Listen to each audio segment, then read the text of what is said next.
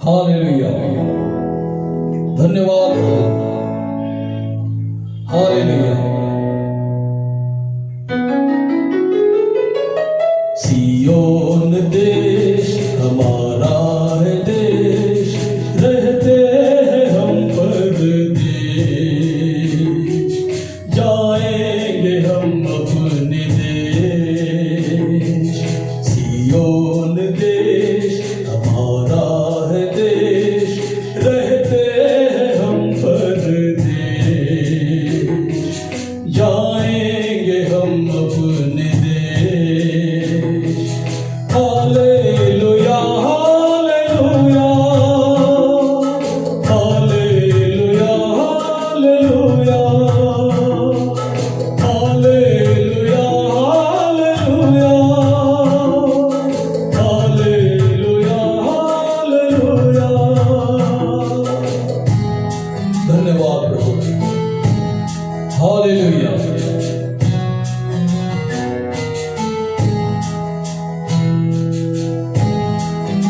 Yes, Lord.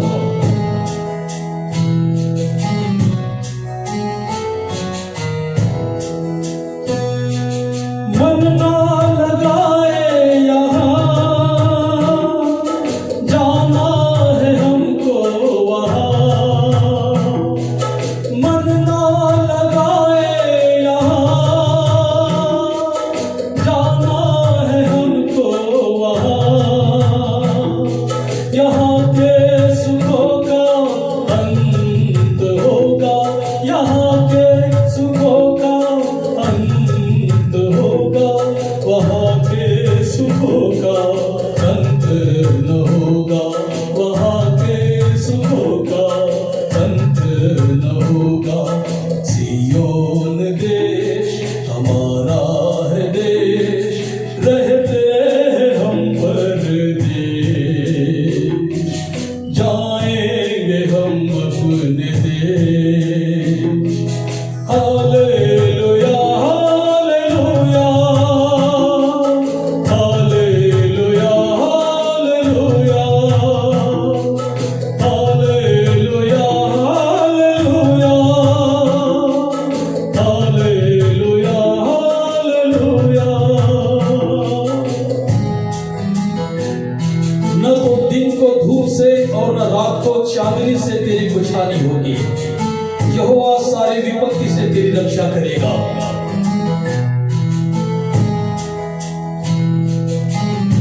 Hallelujah. दुख जो हमारे यहाँ ना होंगे फिर वहाँ, दुख जो हमारे यहाँ ना होंगे फिर वहाँ। सारे दुखों का अंत होगा, सारे दुखों का अंत होगा, वहाँ के सुखों का अंत न होगा। दुख के ये आंसू यीशु बुझेगा। सियोन देश हमारा है देश, रहते हैं हम परदेश, जाएंगे हम अपने देश। Hallelujah hallelujah hallelujah hallelujah hallelujah hallelujah hallelujah hallelujah hallelujah. यहोवा मेरा चरवाहा है, मुझे कुछ भी घटी नहीं होगी। धन्यवाद यीशु। हालेलुया।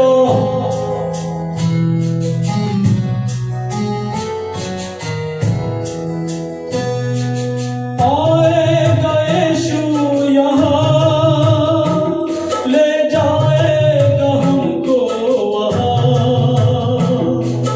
आएगा यीशु यहाँ, ले जाएगा हमको वहाँ। वादा यीशु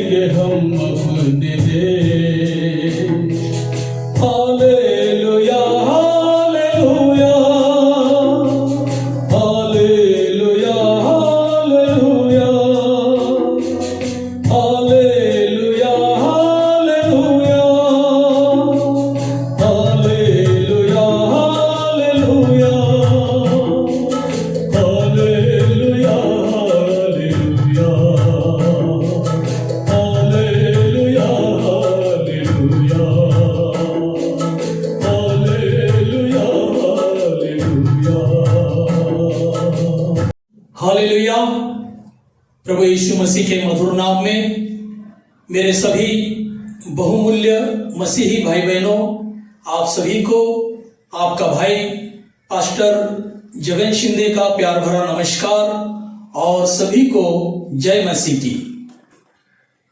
मेरे प्रियो, आज इस वीडियो के द्वारा मैं जिस संदेश को लेकर आया हूं उस संदेश का नाम है, हमें संसार के सदृश नहीं बनना है, क्योंकि परमेश्वर ने हमें संसार से अलग करके चुन लिया है ताकि हम उसकी महिमा के लिए प्रभु के कार्य करें। तो आज का ये जो विषय है ये प्रभु का विषय है और हम सब के लिए ये अनुग्रह का विषय है, आशीष का विषय है, क्योंकि इस संसार से हमें चुन लिया गया है और अलग कर दिया गया है ताकि हम इस संसार के सदृश न बनते हुए प्रभु के कार्य को करें और प्रभु की महिमा के लिए अपने जीवन को व्यतीत करें। आज का यही विषय है। तो इस विषय को हम कुछ वचनों के साथ में चर्चा करेंगे। वचन के साथ इस बात को हम समझने की कोशिश करेंगे। प्रभु आप सबको इन वचनों के द्वारा आशीष करें। आइए कुछ वचन मैं शास्त्र से पढ़ना चाहता हूं। रोमियो की पत्री उसका 12वां अध्याय और दूसरे वचन को मैं आपके लिए पढ़ना चाहता हूं। इस संसार के सदृश न बनो, परंतु तुम्हारे मन के नए हो जाने से तुम्हारा चाल चलन भी बदलता जाए, जिससे तुम परमेश्वर की भली और भावती और सिद्ध इच्छा अनुभव से मालूम करते हो। तो यहां पर यह विशेष बात बताई गई है कि हमें संसार के सदृश नहीं बनना है और संसार के विचारों से या संसार की बातों से अलग होते हुए हमें हमारे मन को नया करने के द्वारा हमारा चाल चलन, हमारा चरित्र, हमारा कैरेक्टर, इसे भी हमें संभालना जरूरी है। क्यों? क्योंकि जब हम संसार पे आज भी है, लेकिन संसार की इच्छा के अनुसार जब हम चल रहे थे, संसार की बातों को हमने स्वीकार कर लिया था, तब हमारे जीवन में जो भी हुआ वो सारी बातों को परमेश्वर ने क्षमा कर दिया है। लेकिन जब हमें प्रभु ने चुन लिया है, उसके बाद में हमारा जो मन है, हमारे जो विचार है, हमारी जो बुद्धि है, उसको नया करना और उसका जो नयापना जो है, उसका जो नूतनीकरण हुआ है, हमारा मन जो नया हो गया है। क्योंकि बाइबल बताती है पुरानी बातें बीत गई, देखो सब कुछ नया हो गया है। हम जब प्रभु के चुने हुए लोग बन जाते हैं तो हम परमेश्वर में नई सृष्टि बनते हैं। आज हम प्रभु में एक नई सृष्टि है। वो सृष्टि है जो संसार के अनुसार नहीं, लेकिन अपने परमेश्वर यहोवा, हमारे उद्धारकर्ता यीशु मसीह और हमारे सहायक पवित्र आत्मा, इनकी इच्छा के अनुसार हम चलते हैं। क्यों? क्योंकि जब हमें प्रभु ने चुन लिया तो हमारा मन जो है वो नया हो गया है और नया मन होने के कारण हमारा चाल चलन, हमारा जो आचरण है, हमारा जो चरित्र है, वो पवित्र होना चाहिए, शुद्ध होना चाहिए, परमेश्वर की इच्छा के अनुरूप होना चाहिए। तभी यह संसार जान सकता है कि हम परमेश्वर के चुने हुए पात्र हैं। हम परमेश्वर के चुने हुए लोग हैं, क्योंकि अब हमारे मन में बहुत कुछ बदलाव आ गया है। यहां पर सवाल किसी धर्म को बदलना, किसी जाति को बदलना या किसी की संख्या बढ़ाना, यह सब दुनिया का भ्रम है। यह दुनिया में फैलाई गई झूठी शिक्षा है। यह दुनिया का झूठा अंदाजा है। लेकिन सच्चाई यह है कि परमेश्वर की इच्छा जिसको चुनना है, परमेश्वर उनको चुनते ही है और इस संसार की बातों से अलग करके उनके मन को, पत्थर के हृदय को मोम के समान परमेश्वर बनाते हैं। जैसे हमने वचन में पढ़ा है, प्रभु ने कहा है कि मैं तुम्हारा पत्थर के समान जो हृदय है वो निकाल कर मैं तुम्हें मांसमय हृदय दूंगा। अब इसका अर्थ क्या है? अर्थ यही है कि परमेश्वर हमारे मन को, हमारे विचारों को बदलना चाहते हैं और वो हमें नई सृष्टि बनाना चाहते हैं। तो जब हम प्रभु में हैं तो हम अब पुराने लोग नहीं हैं, हम पुराने व्यक्ति नहीं हैं, लेकिन प्रभु में हम नए किए गए हैं। हमें नया मन दिया गया है जो परमेश्वर की इच्छा को पूरी करने के लिए कार्य करेगा। और परमेश्वर की जो मंशा है, परमेश्वर की जो योजना है, उसको पूरा करने के लिए ही परमेश्वर ने हमें चुन लिया है। परमेश्वर की योजना क्या है हम सब जानते हैं। परमेश्वर की योजना यही है कि इस धरती पर, इस सृष्टि में किसी भी आत्मा का गलत रास्ते पर जाकर पाप में गिरकर नाश नहीं होना चाहिए, लेकिन जिस स्वर्ग से हमारी आत्मा आई है उसी स्वर्ग में हम परमेश्वर के सम्मुख जा सके। इसलिए परमेश्वर हमें नया मन देता है, हमारी सोच को बदलता है, न कि हमारे धर्म को बदलता है। धर्म और श्रद्धा ये दो चीजें फिलहाल पूरी दुनिया को फंसा रही है, पूरी दुनिया को कंफ्यूजन में डाल दिया है। धर्म और श्रद्धा नाम के जो शब्द है, इन शब्दों ने सारे लोगों को कंफ्यूज कर दिया है। लेकिन हमें धर्म और श्रद्धा नहीं, लेकिन हमें परमेश्वर के चुनाव पर ध्यान देना है। हमें परमेश्वर की उस नूतनीकरण पर ध्यान देना है जो परमेश्वर ने हमारे जीवन में किया है। और इसीलिए परमेश्वर को धन्यवाद हो कि हम परमेश्वर के धन्य लोग हैं कि उन्होंने हमें सांसारिक बातों से चुनकर, अलग करके हमें उनके महान कार्य के लिए हमें चुना है। परमेश्वर की महिमा के लिए ही मनुष्य की सृष्टि हुई है, ताकि हम परमेश्वर की महिमा करें।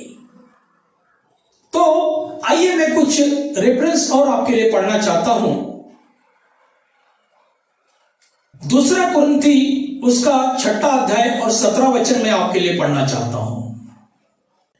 और मसीह का बलिदान के साथ क्या लगाओ, या विश्वासी के साथ में अविश्वासी का क्या नाता, और मूर्तियों के साथ परमेश्वर के मंदिर का क्या संबंध है, क्योंकि हम तो जीवते परमेश्वर के मंदिर है। जैसा परमेश्वर ने कहा, मैं उनमें बसूंगा और उनमें चला फिरा करूंगा और मैं उनका परमेश्वर होऊंगा और वे मेरे लोग होंगे। तो मसीह का और बलिदान के साथ क्या लगाओ, यानी कि प्रभु के आत्मा का और काल्पनिक ईश्वरों का परमेश्वर के साथ क्या मेल मिलाप है, क्या लगाव हो सकता है? कुछ भी नहीं। या विश्वासी के साथ अविश्वासी का क्या नाता? देखिए, संसार में जब हम जीवित हैं, हमारे ऐसे कई रिश्तेदार हैं, हमारे कई ऐसे रिलेटिव हैं, सगे संबंधी हैं जो प्रभु पर विश्वास नहीं करते। हम जब प्रभु के सुसमाचार को लेकर उनके पास जाते हैं तो कुछ रिलेटिव हमारा मजाक उड़ाते हैं, प्रभु के वचनों का अस्वीकार करते हैं। अब इसका मतलब यह नहीं कि वो हमारे शत्रु है या वो हमारे दुश्मन है, नहीं। प्रभु ने कहा, तुम जाकर उनको मेरा सुसमाचार बताओ, चाहे वो माने या ना माने। हमें प्रभु का सुसमाचार किसी के कनपट्टी पर बंदूक रखकर नहीं सुनाना है। परमेश्वर कभी भी किसी पर अतिक्रमण नहीं करते हैं और जबरदस्ती किसी को भी अपनी बातों को मानने के लिए बाध्य नहीं करते हैं। क्यों? हमने वचन में एक बार पढ़ा है कि प्रभु ने कहा, मैं तुम्हारे हृदय के द्वार पर खड़ा हूं और खटखटा रहा हूं। जो कोई मेरी वाणी को सुनकर अपने हृदय के द्वार को खोलेगा, मैं उसके भीतर जाऊंगा और उसके साथ में भोजन करूंगा और वो मेरे साथ में भोजन करेगा। जो कोई मेरी वाणी को सुनकर अपने द्वार को खोलेगा तो। प्रभु ने ऐसा नहीं बोला कि अगर मेरे वाणी को सुनकर अगर कोई अपने हृदय के द्वार को नहीं खोलेगा तो मैं लात मार के उस द्वार को तोड़कर उसके अंदर घुसूंगा। प्रभु ने ऐसा नहीं बोला। हमारा परमेश्वर जो है ये आत्मा और सच्चाई का परमेश्वर है, इसलिए जरूरी है कि जब भी कोई प्रभु के पास आए तो आत्मा और सच्चाई के साथ में आए, ना कि जबरदस्ती से। और ऐसे लोगों को परमेश्वर स्वीकार भी नहीं करते हैं। क्यों? क्योंकि परमेश्वर किसी पर अपनी बातों को जबरदस्ती थोपते नहीं है। परमेश्वर ने हमें अपनी इच्छाओं पर छोड़ दिया है, तुम सुनो या मत सुनो। लेकिन बाइबल यह भी बताती है कि जिसने सुसमाचार पर विश्वास किया उसका उद्धार हुआ, लेकिन जिसने सुसमाचार का इनकार किया, जिसने परमेश्वर के वचनों का इनकार किया, उसका न्याय होगा, उसका न्याय जरूर होगा, उसको पनिशमेंट जरूर मिलेगी। परमेश्वर की आत्मा उससे दंडित करेगी। क्यों? क्योंकि उन्होंने परमेश्वर के एकलौते पुत्र पर विश्वास नहीं किया जो पापियों के लिए क्रूस पर मारा गया। पापियों के लिए जो मारा गया, उस एकलौते पुत्र पर विश्वास नहीं किया तो उनका न्याय जरूर होगा। इसीलिए यहां पर बताता है कि अविश्वासी और विश्वासी का क्या नाता है। भले वो हमारे रिश्तेदार है, भले वो हमारे खून के रिश्तेदार है। एक बार क्या हुआ, प्रभु जब एक घर में सुसमाचार सुना रहे थे तो भीड़ वहां पर थी और भीड़ में से एक व्यक्ति ने प्रभु से कहा, गुरुजी, आपकी माता और आपके भाई बहन आपसे मिलने के लिए आए हैं और वो बाहर खड़े हैं। तो प्रभु ने उनको क्या उत्तर दिया? प्रभु ने उत्तर दिया, कौन मेरी माता, कौन मेरी बहन, कौन मेरा भाई? वही मेरी माता, वही मेरी बहन, वही मेरा भाई जो मेरे पिता के इच्छा के अनुसार चलता है। वो जो मेरे पिता के वचनों का आदर करता है वो मेरा रिश्तेदार है। जो मेरे पिता का अनादर करता है वो मेरा रिश्तेदार कैसे हो सकता है? क्यों? क्योंकि हम इस संसार से अलग किए गए हैं। हमें अविश्वासी लोगों के साथ रहना पड़ता है, लेकिन उनके नीति को स्वीकार नहीं करना है। जो परमेश्वर के विरुद्ध में उनका चाल चलन है, उनका जो परमेश्वर के विरुद्ध में जो चरित्र है, उनके साथ में हमें कोई भी मेल मिलाप नहीं करना है।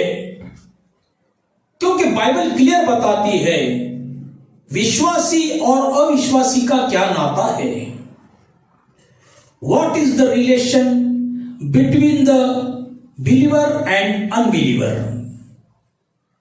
What is the relation between the believer and unbeliever? क्या रिश्ता है एक विश्वासी और अविश्वासी के बीच में? कुछ भी नहीं। हम उनके सदृश नहीं बन सकते हैं, क्योंकि परमेश्वर ने हमें इस संसार से अलग किया है। और प्रभु का वचन बताता है मूर्तियों के साथ में परमेश्वर के मंदिर का क्या संबंध है। अगर हम 10 आज्ञाओं को पढ़ते हैं नीति निर्गमन में, वहां लिखा है कि तू अपने लिए कोई भी खोदी हुई मूर्त नहीं बनाना, खोदी हुई मूर्त को तू अपना ईश्वर नहीं मानना, तो इस धरती पर किसी की प्रतिमा नहीं बनाना, उनको नमन नहीं करना, उनको दंडवत नहीं करना। क्यों? क्योंकि उसमें कहा परमेश्वर है, प्रभु बोलता है कि जीवते परमेश्वर का मंदिर तो हम है। आगे क्या लिखा? मूर्तियों के साथ में परमेश्वर के मंदिर का क्या संबंध है? क्योंकि हम तो जीवते परमेश्वर के मंदिर है, क्योंकि हम तो जीवते परमेश्वर के मंदिर है। कहां लिखा है? 2 कुरिन्थी उसका 6 अध्याय और उसके 16वें वचन में। 2 कुरिन्थी 6 अध्याय उसके 16 वचन में लिखा है कि मूर्तियों का और झूठे परमेश्वर का क्या संबंध है। वो तो हमारे अंदर है। हमारा शरीर परमेश्वर का मंदिर है, जिसमें परमेश्वर की जीवित आत्मा बसती है। उसे ही परमेश्वर ने अपना जीवित मंदिर कहा है। और प्रभु कहता है क्योंकि हम तो जीवते परमेश्वर के मंदिर है, जैसा परमेश्वर ने कहा मैं उनमें बसूंगा और उनमें चला फिरा करूंगा और मैं उनका परमेश्वर रहूंगा और वे मेरे लोग होंगे और वे मेरे लोग होंगे। हमें संसार से अलग करने के बाद में हम परमेश्वर के लोग हो गए हैं। संसार के सदृश हमें अब नहीं बनना है। अब हमें उसी पुराने चाल चलन में नहीं चलना है, क्योंकि प्रभु ने हमारे मन को, हमारे हृदय को, हमारे विचारों को, हमारे जीवन को बदल दिया है, नया बनाया है। अब हम प्रभु में नई सृष्टि बन गए हैं। तो संसार के सदृश हमें नहीं बनना है। इसी के यूहन्ना 15 अध्याय और 16 वचन मैं आपके लिए पढ़ना चाहता हूं। यूहन्ना सुसमाचार 15 अध्याय 16 वचन। और तुम्हें नियुक्त किया कि तुम जाकर फल लाओ और तुम्हारा फल बना रहे, कि तुम मेरे नाम से जो कुछ पिता से मांगो वह तुम्हें दे।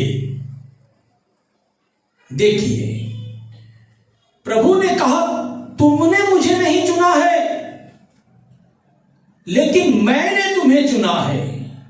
प्रभु बोलता है तुमने मुझे नहीं चुना, मैंने तुम्हें चुना है ताकि तुम मेरे लिए फल ला सको। फल कौन से? ये बाजार में मिलते वो फल नहीं, आत्मा के फल, आत्माओं को जीतने के फल। लाने के लिए प्रभु ने हमें कहा है कि तुम मेरे लिए फल ला सको, इसीलिए मैंने तुम्हें चुना है। चुना है मतलब संसार से अलग कर दिया है।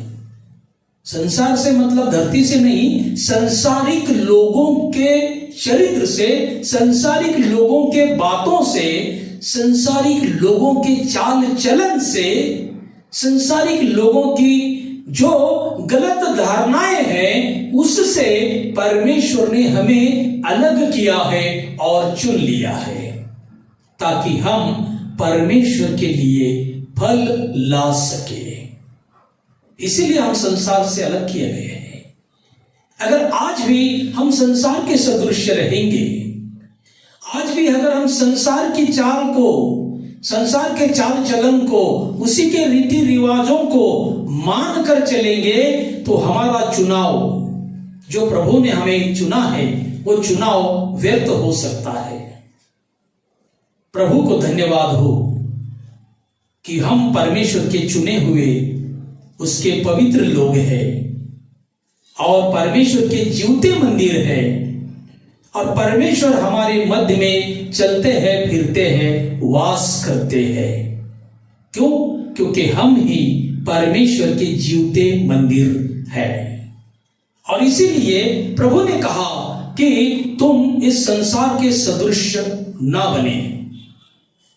हम एक वचन देखेंगे, प्रेरितों के काम उसका 13 अध्याय और 48 वचन। यह सुनकर अन्य जातीय आनंदित हुए और परमेश्वर के वचन की बड़ाई करने लगे, और जितने अनंत जीवन के लिए ठहराए गए थे उन्होंने विश्वास किया। देखो ये बात है, जितने अनंत जीवन के लिए ठहराए गए थे उन्होंने ही विश्वास किया।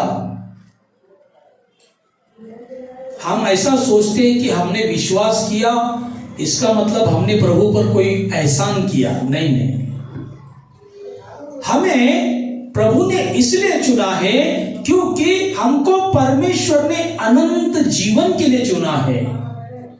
परमेश्वर ने हमें अनंत जीवन देने के लिए ठहराया है, और इसीलिए परमेश्वर ने हमसे प्रेम भी किया है और हमें इस संसार से चुन लिया है, अलग किया है। कौन विश्वास करेगा प्रभु पर? तो यहां लिखा है, जो अनंत जीवन के लिए ठहराए गए हैं वो ही विश्वास करेंगे। जो अनंत जीवन के लिए ठहराए गए हैं वो ही विश्वास करेंगे। जो नरक के रास्ते से जाना चाहते हैं, जिनका नाश होना तय है, जिनका नरक में जाना तय है, वो तो मरने तक प्रभु पर विश्वास नहीं करेंगे। लेकिन यहां प्रभु के वचन में लिखा है, प्रेरितों के काम उसके 13 अध्याय और 48 वचन को मैं फिर से पढ़ता हूं। यह सुनकर अन्य जातीय आनंदित हुए और परमेश्वर की बड़ाई करने लगे, परमेश्वर के वचन की बड़ाई करने लगे। वहां पर सुनने वाले जो लोग थे वो परमेश्वर के वचन की बड़ाई करने लगे, और जितने अनंत जीवन के लिए ठहराए गए थे उन्होंने विश्वास किया। तो ऐसा कोई भी विश्वास नहीं करेगा। जिनको परमेश्वर ने अनंत काल के लिए चुना है, जिन्होंने परमेश्वर पर विश्वास किया, इसका मतलब यह है कि उन्हें परमेश्वर ने अनंत काल का जीवन देने के लिए ठहराया है। यह परमेश्वर का अनुग्रह है। मैं फिर से प्रभु को धन्यवाद देता हूं कि प्रभु ने हमें इस संसार में से अलग किया, चुन लिया, ताकि हम उसके लिए फल ला सके, हम अनंत जीवन के लिए अधिकारी बन सके और हम जीवते परमेश्वर के मंदिर बन सके। हमारा हृदय, हमारे मन, हमारे विचार, हमारी सोच नहीं बन सके, क्योंकि हम प्रभु में नई सृष्टि बने हुए हैं। इसीलिए हमारा चुनाव परमेश्वर ने किया है। आइए एक आखिरी वचन मैं आपके लिए पढ़ना चाहता हूं। पहला कुरिन्थी उसका पहला अध्याय 26 और 29 वचन में क्या लिखा है हम देखेंगे।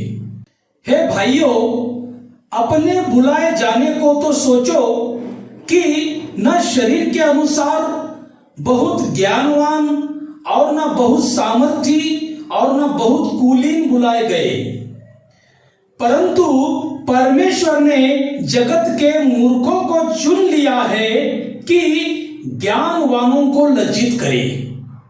देखो, प्रभु की बातें, वचन की बातें, ये संसार की दृष्टि में मूर्खता की बातें हैं। संसार इन बातों को मूर्खता की बातें कहता होगा और ऐसे ही लोगों के बीच में से प्रभु ने उन लोगों को चुना जो बहुत बड़े ज्ञानी नहीं है, लेकिन संसार की दृष्टि में वो मूर्ख है। ऐसे मूर्खों को भी परमेश्वर ने चुना ताकि ज्ञानी लोगों को लज्जित कर सके। परमेश्वर को धन्यवाद हो। परमेश्वर ने संसार के मूर्खों को, अज्ञानी लोगों को चुन लिया ताकि ज्ञानी लोगों को लज्जित कर सके। और परमेश्वर ने जगत के निर्बलों को चुन लिया है कि बलवानों को लज्जित करे। देखिए, परमेश्वर ने संसार के कमजोर और दुर्बल और निर्बल लोगों को चुन लिया है। क्यों? ताकि बलवानों को लज्जित कर सके। बलवान जो अपने बल पर घमंड करता है उसको लज्जित कर सके कि परमेश्वर ने बलवान को नहीं लेकिन निर्बल को, कमजोर को चुन लिया है और उसका उद्धार किया है ताकि बलवानों को लज्जित कर सके। वो बलवान जो इस संसार में अपने बल का, अपने शक्ति का घमंड कर रहे थे, वो जो अपने बल का घमंड कर रहे थे, वो जो अपने ज्ञान का घमंड कर रहे थे, इन ज्ञानियों को, इन बलवानों को लज्जित करने के लिए परमेश्वर ने अज्ञानी मूर्खों को और दुर्बल कमजोरों को चुन लिया।